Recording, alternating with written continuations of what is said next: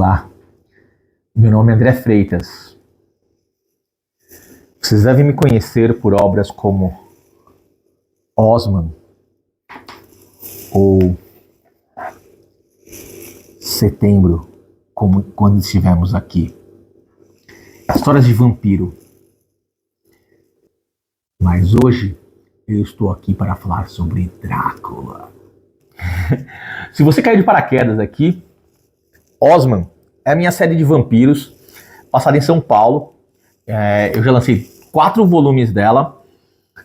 O Osman, ele é um imigrante grego que foi transformado em vampiro aqui em São Paulo nos anos 80. Então as histórias se passam entre os anos 80, 90 até os dias de hoje. E recentemente eu lancei Setembro, quando estivemos aqui. Uma história que se passa no mesmo universo, mas uma história onde Kugatsu, que é uma vampira de 13, 14 anos, ela conhece Pastel, um garoto de rua, e a história trata da improvável amizade entre Kugatsu, Pastel e um cachorro caramelo. É uma história sobre violência policial, sobre invisibilidade social e uma história de terror, mas que tem todo o lado também fofinho dessa improvável amizade. Mas hoje eu tô aqui para falar do Príncipe das Trevas. Eu tô aqui para falar do vampiro mais conhecido da cultura pop. Isso mesmo, Drácula. Eu trouxe aqui 10 adaptações em quadrinhos para mostrar para vocês. Eu espero que vocês gostem. Em primeiro lugar, eu tenho aqui Vlad Drácula, de Roy Thomas e Esteban Maroto. Essa daqui não é bem uma adaptação do livro de Bram Stoker. É mais uma história sobre o Vlad Tepes, né? O personagem histórico que o Bram Stoker usou para criar o nosso Vlad Empalador, o nosso vampirão.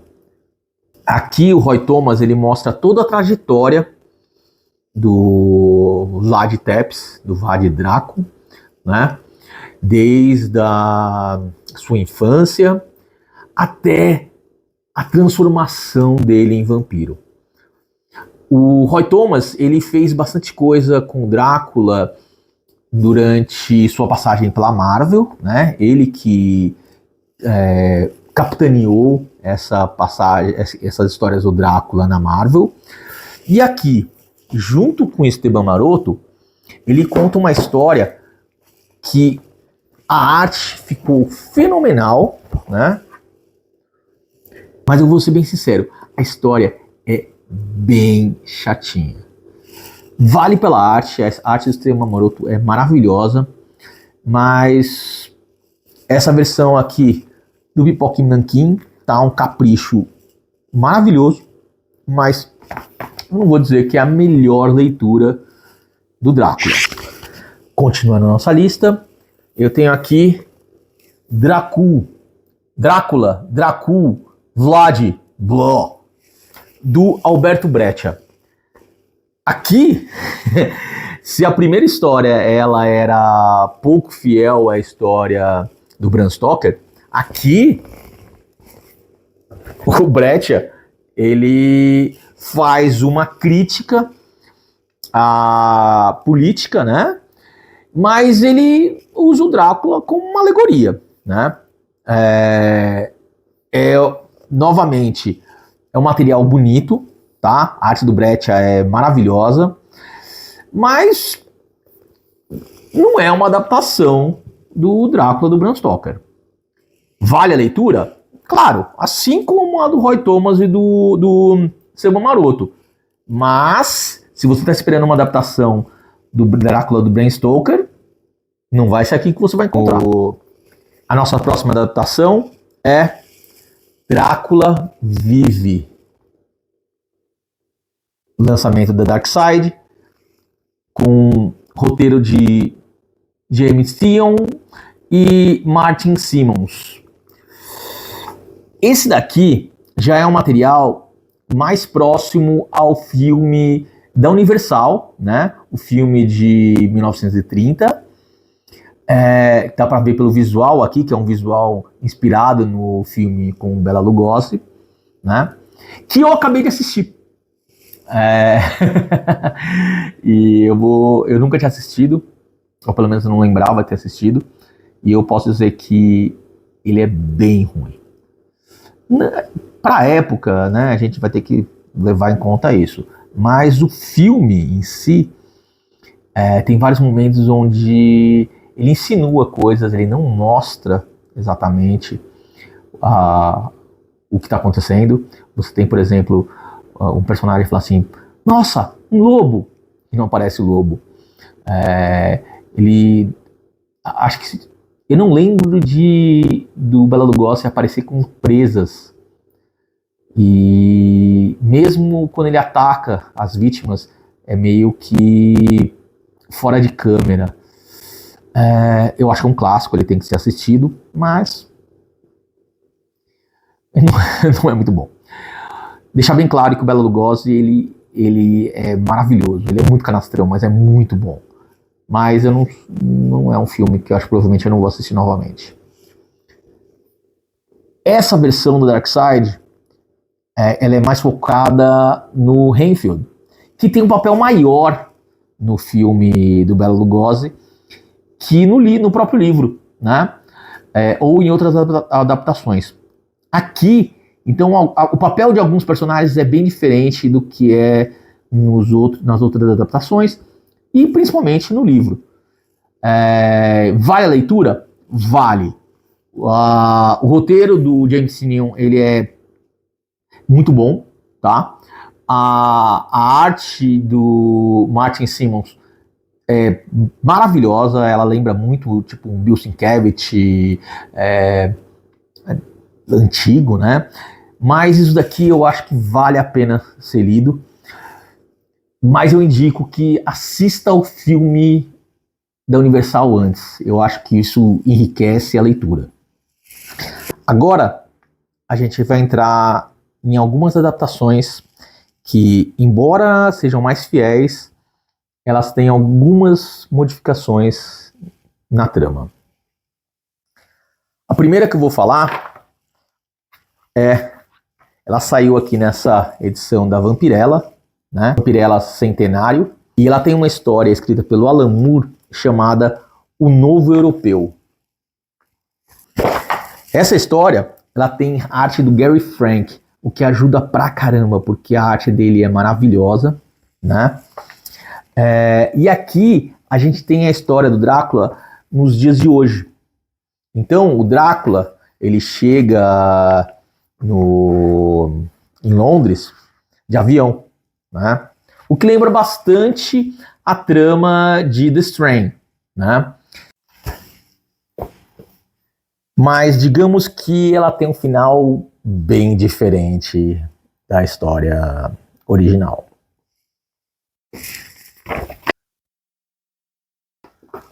Os quadrinhos da Príncipes, eles são quadrinhos mais curtos, então a missão aqui dos roteiristas foi deixar a história, né, caber nesse número de páginas. É uma história bem legal, competente, a arte tá linda. Eu só fico triste que o Daniel Esteves não me chamou para fazer a arte aqui, porque ele sabia que eu queria. Ele vai me xingar depois quando ele ver esse vídeo. Mas recomendo a leitura. Outra da Darkseid. Isso aqui é Drácula com roteiro de Conrado Roy e arte de Marco Canavo. Aqui a gente tem uma arte bem escura, tá? E eu acho que o roteiro ele sai um pouquinho do convencional, ele mistura também um pouco do personagem histórico do Vlad Tepes com o Drácula, mas ele tem mais mudanças, inclusive no interesse amoroso do Drácula. Se é que dá para falar que o Drácula ama alguém, né? Agora, a gente tá entrando nas minhas favoritas. Eu sei que eu falei que eu não ia falar, não ia fazer um top 10, mas essas três, na minha opinião, são o crème de la crème. Primeiro, não tá na ordem, tá? As três são muito boas, eu gosto muito das três. Mas primeiro eu vou falar de Drácula, uma sinfonia de pesadelos ao luar, do John J. Mutt. Essa daqui, ela só não tá mais bem colocado porque ela é mais para um livro ilustrado do que para uma história em quadrinhos. É uma graphic novel, né? Saiu inclusive pela Graphic Marvel, mas ela é meio que um livro ilustrado. Tem as imagens, elas são acompanhadas do texto, tem alguma narrativa em alguns momentos, mas não é exatamente uma história em quadrinhos. A arte do John J. Mutt aqui é maravilhosa. É um dos motivos que eu me apaixonei por aquarela, é esse trabalho. O John J. Mutt, o trabalho dele é maravilhoso. Aqui ele tá trazendo tudo, tá botando para quebrar. O próximo da lista é Drácula, de George Bass. Essa daqui, eu diria que provavelmente é a melhor adaptação do livro, tá? Ela tem vários momentos onde ela é bem fiel ao livro, coisa que você não encontra na maior parte dessas adaptações que eu acabei de mostrar. Ele é bem grandão, tá? São acho que coisa de 200 páginas e a história é maravilhosa.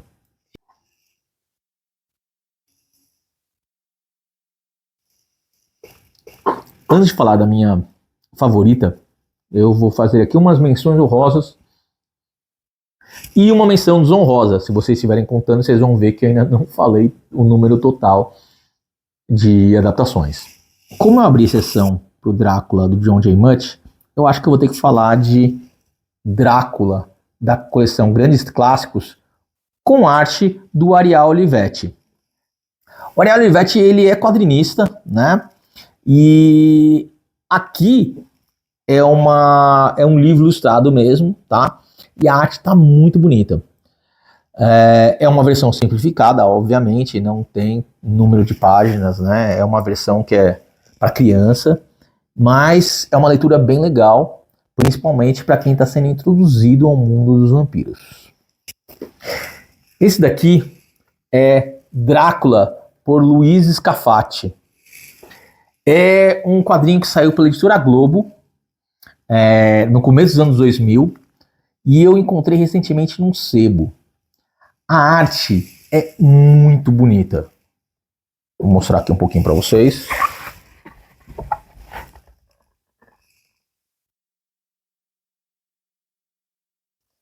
Ela é bem sombria, tá? Aqui também é a mesma coisa, é um livro ilustrado, mas não tem a história inteira, né? Mas isso aqui dificilmente vocês vão conseguir encontrar, eu imagino, porque eu dei uma procurada aí tivesse num estado um pouquinho melhor, porque esse meu ele tá com a capa um pouquinho deteriorada, mas o material é lindo. Não se deixe enganar por essa capa lindona do John Cassaday. Aqui, as ilustrações internas, né, o desenho da HQ, é de um tal de Colton Worley, que eu nunca ouvi falar, e que é tranquilamente os desenhos mais fracos dessa pilha inteira que eu mostrei para vocês. Essa daqui, tenho que admitir que eu sequer li, tá? Aqui é obra completa, tal. Eu provavelmente vou acabar lendo a qualquer hora, mas quando eu peguei a arte, eu desempolguei. Ela tá na minha pilha de leitura, mas eu vou ler o Frankenstein antes. E, em primeiro lugar, Drácula, a adaptação do filme desenhada pelo Mike Mignola. Aqui a gente tem uma adaptação maravilhosa do filme do Coppola. O filme do Coppola é fiel ao livro ao seu jeito. Então, aqui não espere a adaptação mais fiel ao livro, e sim uma adaptação maravilhosa do filme. O Mignola aqui, ele tá chutando bundas, ele apavora, o desenho dele tá maravilhoso. Eu lembro que assim, isso aqui demorou, eu já tinha visto isso há muito tempo atrás. Acho que saiu pela Dark Horse na época do filme. E isso era raridade, era um negócio assim, tipo, que quase ninguém tinha. Eu vi isso daqui, eu fiquei maravilhado. Só que eu nunca achei para vender. Em 2015 ou 2016, a IDW lançou isso daqui, né? E na sequência saiu aqui no Brasil. Lá nos Estados Unidos também saiu a versão colorida. Essa daqui é a versão preta e branca, que é a mesma que saiu aqui no Brasil, que eu não lembro que editora que lançou. Eu provavelmente vou colocar aqui. Mas isso daqui também é um material que você não encontra aqui no Brasil. É um negócio que é esgotado. Eu acho que seria muito legal se alguma editora brasileira resolvesse lançar isso novamente. E daí, talvez, a versão colorida. Eu compraria a versão colorida se saísse aqui. Mas tá aqui Drácula, por Mike Mignola, adaptação do filme do Coppola. Se vocês tiverem oportunidade de arranjar esse material, tem muita coisa aqui que eu mostrei que tá totalmente fora de catálogo. O Drácula do John J. Mutt, eu queria uma versão melhor porque a minha tá caindo aos pedaços. Eu uso essa revista em aula, eu mostro para aluno. Então eu queria ter uma versão capa dura disso.